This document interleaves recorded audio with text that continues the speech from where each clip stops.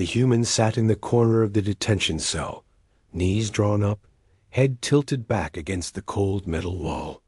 Blood crusted the edge of her mouth. Her uniform hung in tatters. The 3 guards outside whispered among themselves, claws clicking nervously against their weapons. She smiled. Captain Vorn approached the energy barrier, his scaled face unreadable. The human was small by his species standards, fragile-looking. He had seen her file. Lieutenant Emma Cross, tactical officer, decorated, dangerous. "You should be afraid," she said, her voice hoarse but steady. Vorn's mandibles clicked in what passed for amusement among his kind. "You are confined, weaponless, your ship destroyed, your crew dead. What reason have I to fear a broken creature?" "I am," she replied. He paused. "You are what?" "Afraid." Her eyes locked onto his. They were green, he noted, like the poison lakes on Feller 4. "Not of you. Of what I'll do after. You'll be running." The captain gestured dismissively, turning away. "Delusions. The effect of your injuries, perhaps. We will extract what intelligence remains in your mind and dispose of you as we did your companions." "You made a mistake," Emma said. Vorn stopped. "You killed them too quickly," she continued, her voice dropping lower. "You showed mercy you didn't know you were showing. Quick deaths, painless. They didn't suffer." "And this you?" Vorn asked, genuinely curious now. He had studied humans during the war. Their emotional responses often proved tactically relevant. "No." Emma stood slowly, every movement deliberate despite her wounds. "It freed me."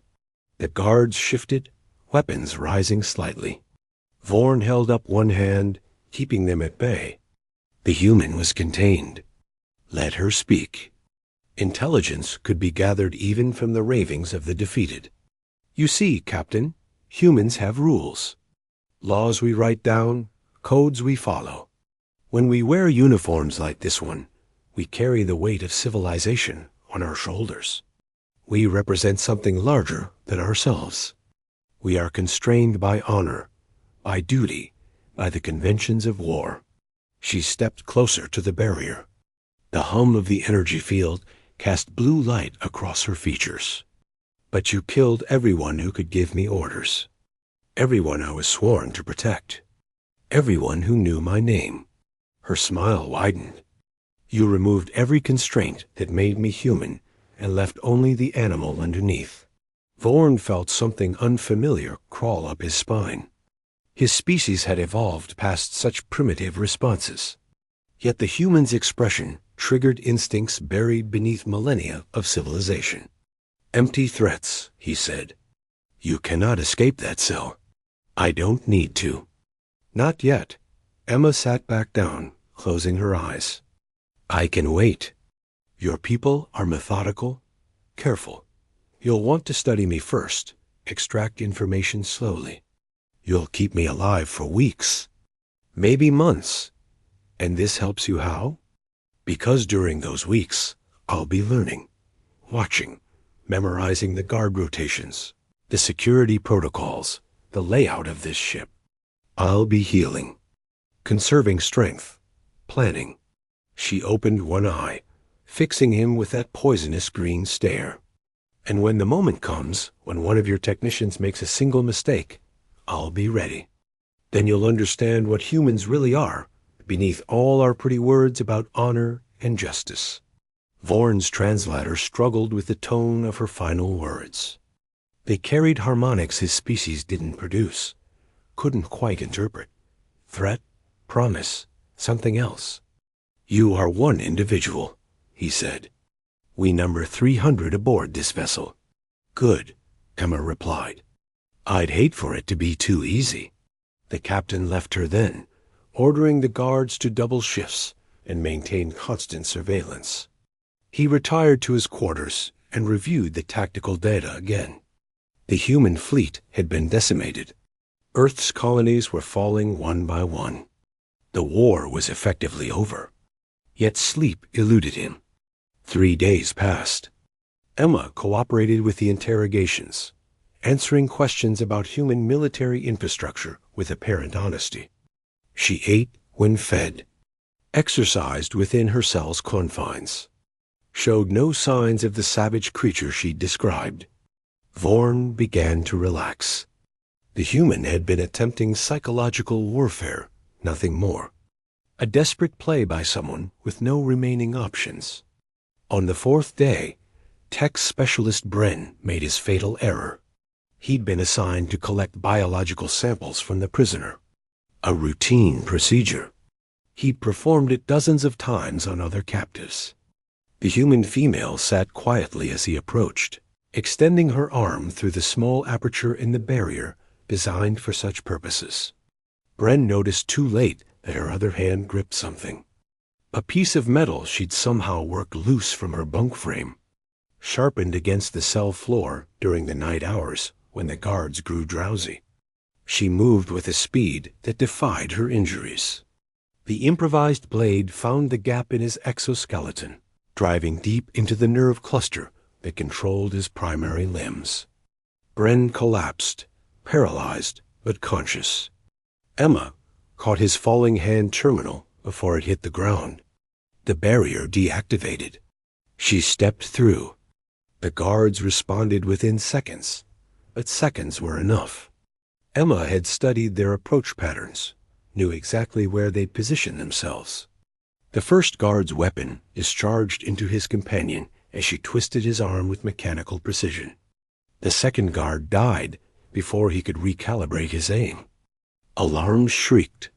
Bulkheads sealed. Emergency protocols engaged. Emma disappeared into the ventilation system, dragging one of the guards' bodies with her. Vorn reached the detention level 6 minutes later. He stared at the carnage.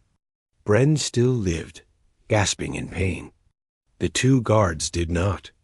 The human cell stood empty. Lock down everything, he ordered. Atmospheric, gravitational, thermal controls.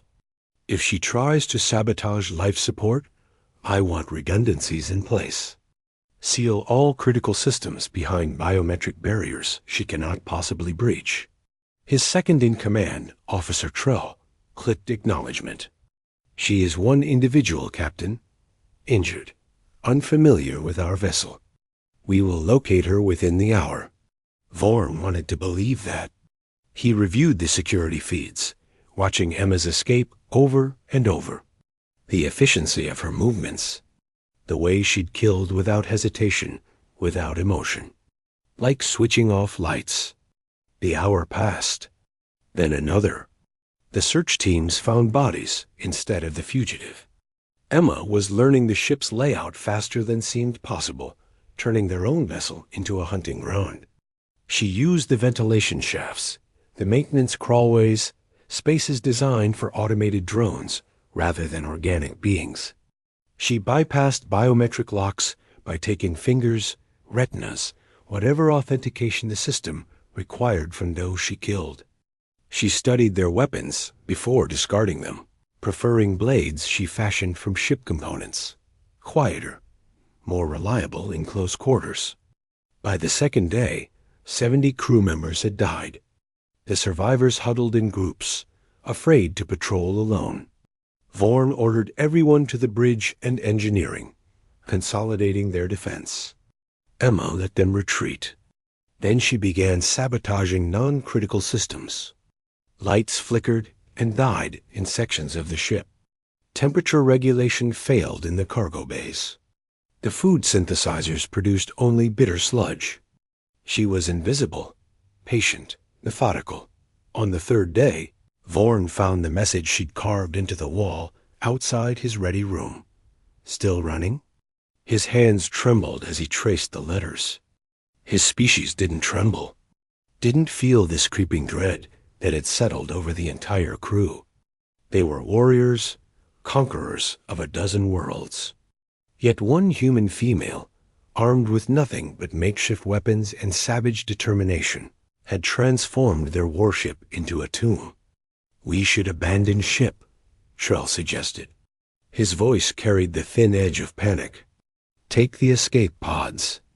Regroup with the fleet, no. Vorn straightened, forcing calm into his posture. We outnumber her still. 230 against 1. We can end this. He organized a final sweep. Every remaining crew member armed and armored, moving in groups of 10, clearing the ship section by section. They would corner her eventually. Numbers would prevail. Emma watched them from inside the wall panels, tracking their progress through vibrations and sound. She'd hidden for 3 days, letting fear do most of her work. Now they were organized, coordinated, dangerous again. Time to adapt. She waited until the sweep teams had passed through the lower decks, then emerged behind them. The engineering section was lightly defended now, most personnel diverted to the search. She killed the 4 guards there quickly, then accessed the main reactor controls. Vorn felt the ship shudder. Warning klaxons blared. His terminal displayed critical alerts from engineering. She's triggered a cascade failure in the reactor, Trell reported, his voice breaking. We have 9 minutes before containment breach. Can we stop it? Not remotely. Someone would have to manually reset the core safeties. Then we go. Vorn gestured to his remaining crew. Everyone to the escape pods, now. They ran.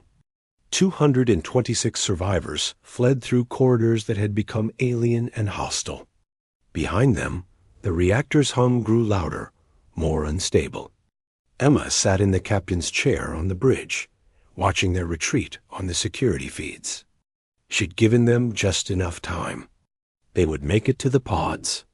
Most of them. The ship lurched as the first escape pods launched. Then the second wave. The third. She waited until Vorn himself appeared on the monitor, climbing into the final pod. Their eyes met across the distance and technology.